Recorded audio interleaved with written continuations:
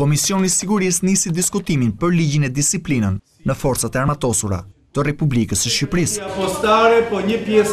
Sekretari i përgjithshëm i Ministrisë së Mbrojtjes, Edvin Kulluri, paraqiti draftin, duke u ndalur kryesisht tek krisitë që sjell ai.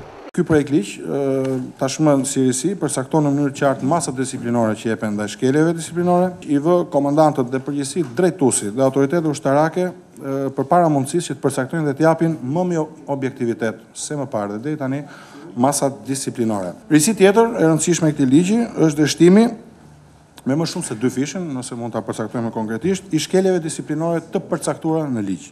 Komandantët e çdo niveli kanë të drejtë ndaj varësve të tyre me disa kufizime të vogla, si shefi i shtabit përgjithshëm, ministri i mbrojtjes e deri te presidenti si komandanti i përgjithshëm i forcave armatosura. Shton barazim brenda ligjit, pra nuk ndëshkohen vetëm ushtarakët, por edhe gradat e tjera.